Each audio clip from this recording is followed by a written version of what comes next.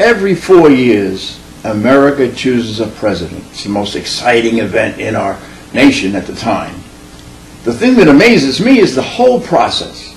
Suddenly, out of nowhere, candidates pop up, Republicans, Democrats, liberals, conservatives. And then we begin studying them.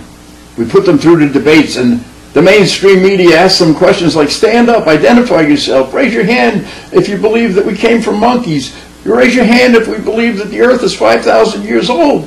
What was your favorite color in first grade? Who was your favorite teacher? What was your favorite subject? Oh, it's amazing, it's just amazing. And then we scrutinize them for errors, and then we get into hate ads. He's too liberal, he's too conservative, he'll spend too much, not good for Washington, no good for America. But then, after it's all said and done, the election is determined by one little phrase or thing. Let's go back to Bill Clinton. Remember this? And when I was in England, I experimented with marijuana a time or two, and I didn't like it. And didn't inhale, and never tried it again. Maybe we should have gone with the guy who inhaled. Inhaled a lot, inhaled everything. Now, 4 years later, we had George Bush, a Yale graduate, against Al Gore, a petrified tree. And people had difficulty choosing between the tree and the Yale graduate. And so, what did they do? They couldn't decide after all the ads, and so they said, who would I rather have a beer with? And that's what determined the election. People felt George Bush, a man of privilege from one of the wealthiest, most powerful families in the world, was like them.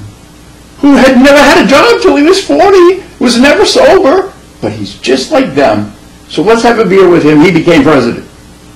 4 years later, John Kerry, throwing his war medals back. And, oh, we studied him, but what was the phrase that determined the election and gave it to Bush?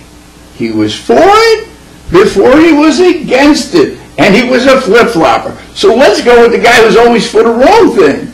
That's what happened on that one. Now, of course, 4 years later, we have inexperience. A man with slogans who had no qualifications for the job. Let's try that one. Let's try the guy who's not qualified. And he's got good slogans, I'll tell you. And we elected him. And look at what happened. Now, I really think I could just go to a shopping center, pick a guy out of a car with 2 kids and a wife and an executive job and go, you're president, and we could do better. So America, what are we going to do this year? What level are we going to stoop to now, man? What idiotic thing are we going to determine our president? How will we know? Come on, surprise me. Come up with something, the ugliest, the tallest, the baldest, the one with the most hair, the shortest, the fattest.